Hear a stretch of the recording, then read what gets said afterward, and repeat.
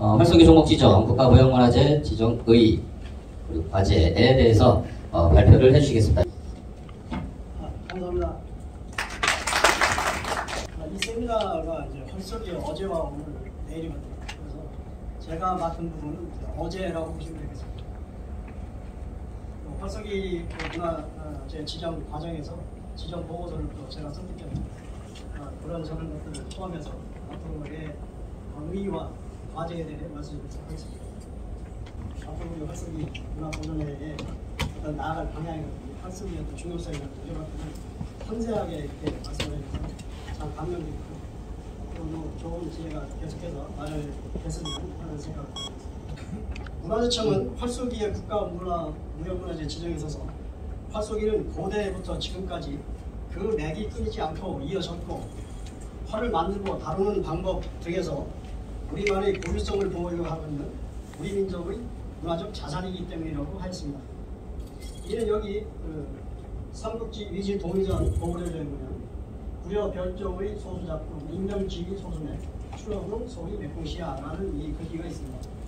여러분들도 이걸 많이 보셨겠지만 사실 여기에서 중요한 것은 이 밑에 보시면 소수맥과 호궁, 맥궁입니다. 그래서 이제 이 내용을 간단히 설명드리면 이 구려의 종족 중에서 소수에서 나라를 세웠기 때문에 이름하여 소수맥이라고 한다. 거기서 추호궁, 호궁, 호궁은 조언어자죠. 그래서 좋은 활이 생산이 되는데 소위 이름하여 이것을 소위 흔히 말하는 맥궁이라고 한다. 이렇게 되어 있습니다. 근데 여기에 맥궁이라는 활이라는 것이 나오죠. 그런데 이제 여기 보시면 이제 홀승골성인데 이거는 이 소수라는 그 지역이 어디인가 또 이것을 보기 위해서 오녀산성이라고 지금은 부르고 있는 과거의 우리 이름은 홀승골성입니다. 그래서 이 홀승골성은 지금 여기에 보시면 이게 200m 정도 되고요. 그리고 여기서 여기까지가 1km가 좀 넘습니다. 그리고 가로 세로 폭이 300m. 그리고 이 안에는 천지라고 하는 이 연못이 있어요. 그래서 이 꼭대기에 이게 퇴매식 그러니까 산 꼭대기 정상에다 성을 만드는 퇴매식 산성인데 이 물이 없으면 안 되는데 여기는 물이 있어요. 그래서 이제 식수로도 가능했고 그래서 고구려 2대 그 유리왕이 40년 정도 여기서 후에 그 국내성으로 이전을 하면서 그때까지 40년 동안 여기에 도성으로 고구려 첫 번째 도성으로 이렇게 존재를 했던 것입니다. 여기 보면은 이제 이 오녀산상이라고 부르는 이 홀본성, 홀슬골성은 삼국사기에서 고구려 주몽왕이 졸본천에 나라를 세웠다 이렇게 했고요. 위서에서는 주몽이 부여로부터 나와서 엄리 대수를 건너 비류곡 홀본 서쪽 산에 성을 쌓고 수도를 세웠다고 한 이 비류곡, 즉 졸본천 유역의 졸본성 또는 이제 홀본성이라고 하는데 이 졸본이나 홀본은 그 홀승골을 한자로 표현한 음차식 표현인 것입니다. 또 하나의 이제 사료를 보면요, 여기는 이제 그 후한 시대의 허신이라는 허신이 편찬한 최초의 문자학 서적인 선문해자에 보이는 이 글귀에서 좀 유추할 수 있습니다. 보시면 동방지이냐, 그렇죠? 동쪽 이는 이제 동쪽 사람이라고 했는데, 그 다음에 이제 이것은 어떤 인식에서 나온 거냐면 이 중원을 중심으로 해서 남쪽은 만입니다. 만은 이제 충자 변자가 이게 합쳐진 글자인데, 그리고 이제 결국 이것은 이제 벌레같이 하찮은 민족이라고 본 거죠. 남쪽의 민족은. 그 다음에 이 북쪽의 이제 적입니다. 저건 이 글자 구성이 개견자의 그 옆구리를 뜻하는 이 적자예요. 역자예요. 그래서 이 한족의 그 곁에서 중어를 항상 호시탐탐 노리는 한마디로 이제 개 같은 민족이다 이런 뜻을 가지고 있습니다. 그 다음에 서쪽에는 융인데 융은 그 창과 갑옷으로 된 글자예요. 탑승글자. 그래서 창과 갑옷으로 무장을 한 사나운 민족이지만 여기서는 양같이 순하다고 했습니다. 그래서 이러한 것이 이제 그렇지만 오직 봉이 많은 대의를 따른 대인이다라고 이렇게 보고 있습니다. 그렇지만 이 글자로는 결국엔 오랑캐라고 하는 오랑캐 이자로 표현을 하고 있죠. 그래서 이제 조선 중기의 문신인 이 유조인은 이렇게 얘기했습니다. 한민족을 동이라 불렀던 이자는 대군을 뜻하기 때문에 우리 민족은 활쏘기를 잘한다. 결국은 이게 여기 보시면 이자는 대화풍으로 되어 있어서 이것은 결국엔 활쏘기를 잘하는 민족이다. 우리가 동이민족 하는 것은 이거에 근거해서라도 이자의 한자 구성상 이건 활쏘기를 잘하는 민족이라고 이렇게 우리는 자부해왔던 것이죠. 다음은 활쏘기 국가무형문화재 지정을 위한 보고서 항목 중에 조사지표와 전승 환경에 관한 보고서 내용 중 일부를 살펴보겠습니다. 문화재 지정과 관련한 심사조건 및 항목은 역사성, 학술성, 예술성, 기술성, 대표성, 고유성을 증명하는 것입니다. 이 그림은 보벌제 322호 제주목 관아지에 있는 제주 관덕정과 관덕정 중수기입니다. 제주 관덕정은 세종 30년 1448년 당시 제주 목사였던 신숙청이 병사들의 훈련 장소로 이렇게 건립한 것이며 현존하는 전국 활터 중에 가장 오래된 건물입니다. 관덕정 안에 보면 이렇게 편액이 걸려 있는데 호남 제1정이라고 하는 것은 조선시대 그 제주도는 전라도에 속했었기 때문에 이렇게 호남 제1정이라고 이렇게 라는 편액을 걸었고요. 그리고 제주에서 가장 멋진 곳이다라고 하는 이 탐나 형승이라는 이런 현판이 같이 걸려 있습니다. 다음은 중종 30년 1535년에 건립된 영암, 전남 영암 열무정의 이 모습과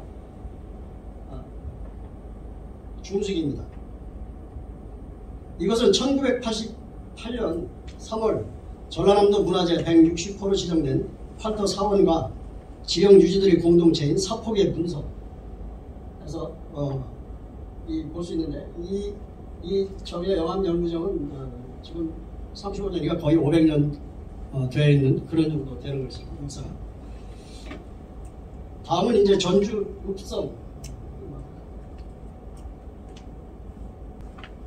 여기 보시면 이제 그 전주 읍성과 그리고 전주천이 흐르고 있는 그 전주부 옛 모습을 볼 수 있는 지도입니다.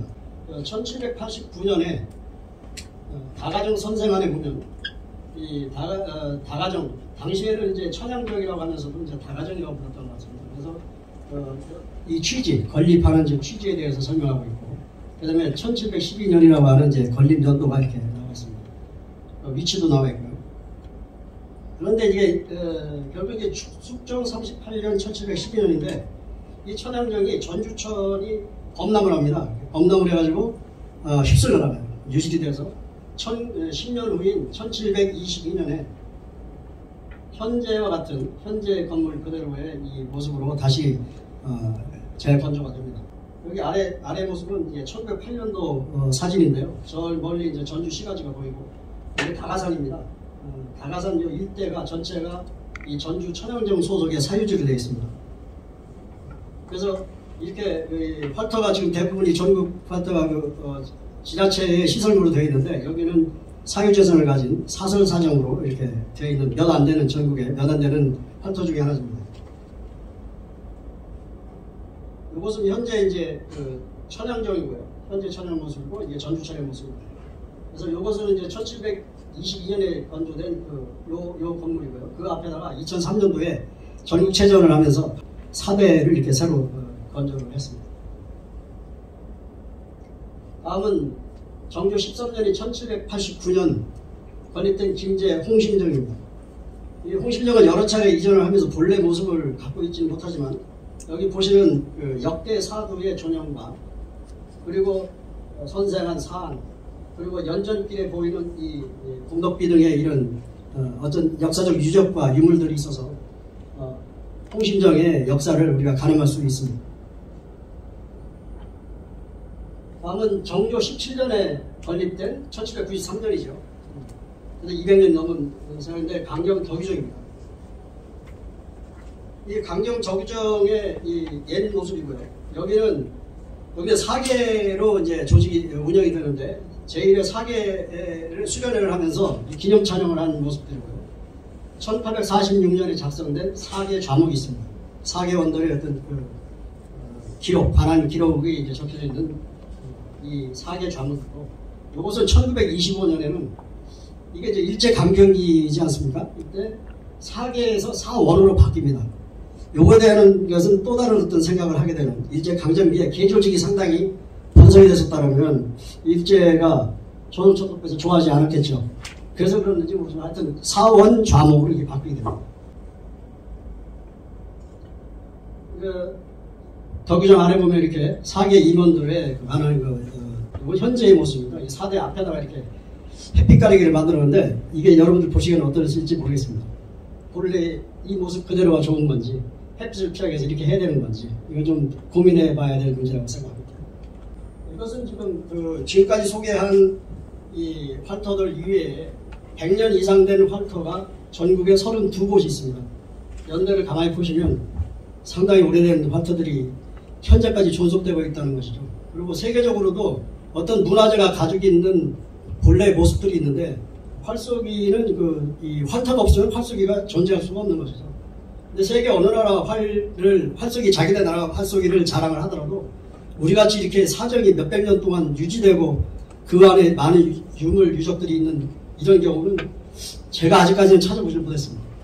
이것은 이제 현재 2023년도에 대한민국 배틀넷대로 활터 현황입니다. 경기도가 지금 인구가 제일 많죠. 1,300만, 1,400만 정도 될 겁니다. 그래서 그런지 84개로 가장 많습니다, 활터가. 그렇다 치면은 서울시는 지금 8군데거든요. 여기 서울이니까. 근데 그 다음으로 인구가 많은데 지금 요거밖에 안 됩니다. 이게 대체적으로 보면 광역시 이상의 큰 도시에서는 숫자가 적은 걸 볼 수가 있는데, 이 공통점은 여러분들께서도 바로 감지를 하셨겠죠. 이 장소 구하기 어렵습니다. 145m라는 이 공간을 마련하기 어렵다는 부분이 있는데, 우리가 서울시 국군발전계획서를 작성할 때 여러 가지 방안을 이렇게 했었고, 그동안 그 간에는 이제 태릉 선수촌을 무예촌을 만들어보자, 뭐 이런 제안도 있었는데, 앞으로 그런 것들이 잘 좀 이루어졌으면 하는 그런 기회가 됐으면 좋겠습니다. 활쏘기 국가무형문화재 지정 가치 조사에서 우선했던 것은 순 우리말인 활쏘기와 한자말인 궁술, 궁도, 국궁의 용어 선택에 대한 여론 수렴과 판단이었습니다. 왜냐하면 궁술은 1930년대 이전까지 우리가 써왔던, 오랫동안 써왔던 용어이고, 궁도는 현재 대한체육회사나 회원종목단체로 대한궁도협회가 있습니다. 그래서 전국체전에도 궁도로 되어 있기 때문에 궁도는 사실 공식 용어라고 볼 수 있습니다. 그리고 이제 국궁이란 말이 이제 1963년 이후에 이제 일반화되기 시작해서 했는데, 결국은 이제 2000년대 들어서 상용화되기 시작한 것이 이제 국궁이라는 용어입니다. 2007년도에 전국생활체육궁도연합회에서 세계 민족궁 대축전을 개최를 하게 됩니다.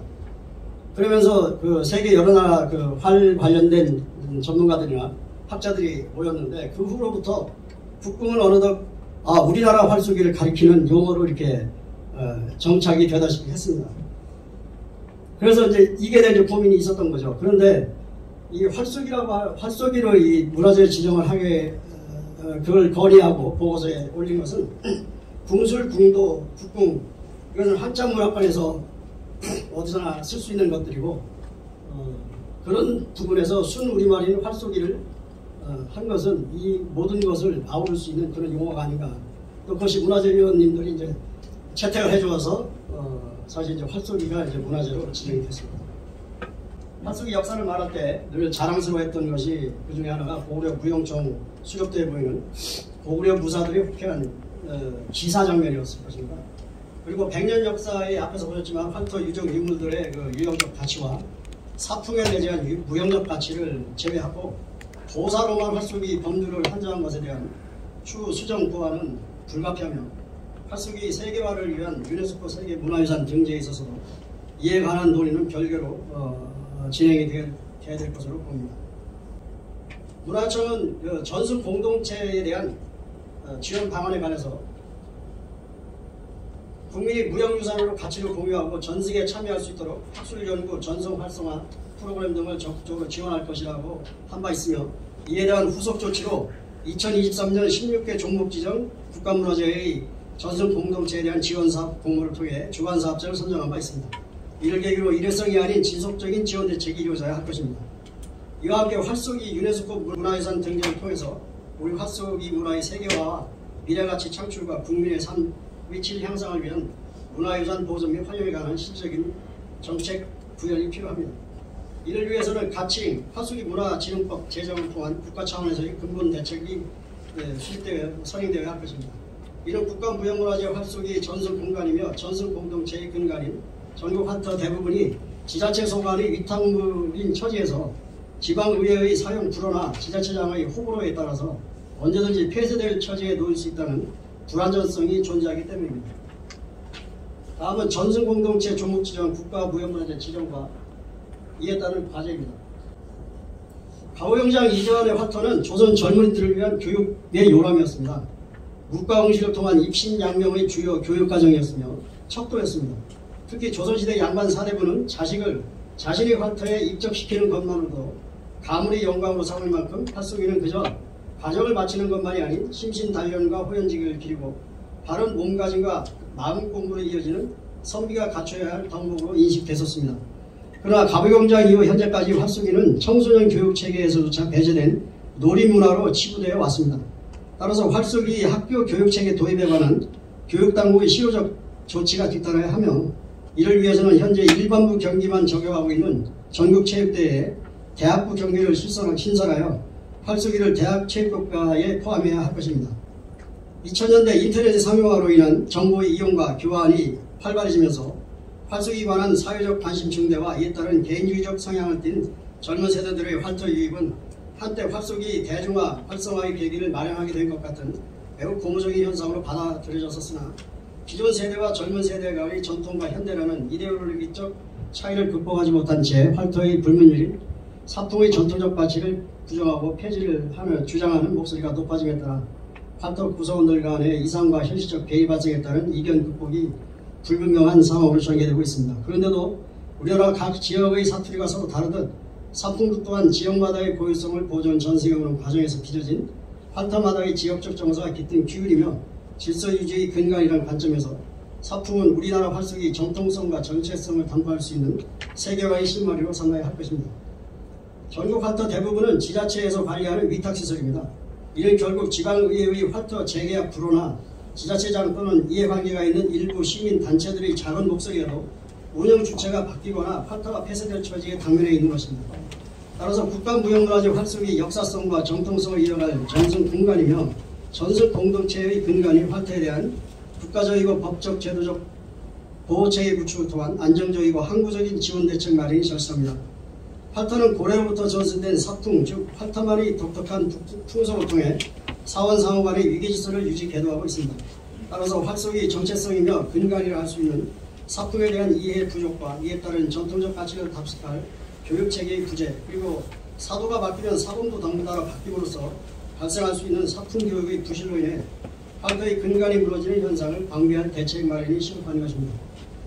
마지막으로 5번째, 활터의 실천적 행동 강령인 정간배례, 팔지동, 초실에, 습선부원, 동지동태 등의 사풍 준수와 145m 규정사거리의 한정성 탈피 그리고 사거리 다변화를 통한 관역 후기 다양화를 통해 활쏘기 문화의 스포츠적인 요소에 대한 흥미 증진과 접근성 강화 그리고 복장 규정의 취사 선택에 대한 논의가 필요하며 이를 통해 스포츠로서의 활쏘기와 문화로서의 활쏘기를 분별하여 각각의 발전을 도모할 관리체계 모색과 함께 역할 분담에 관한 토론과 결정이 필요한 시점이라 하겠습니다. 네, 이상으로 발표를 마치겠습니다. 경청해 주셔서 감사합니다.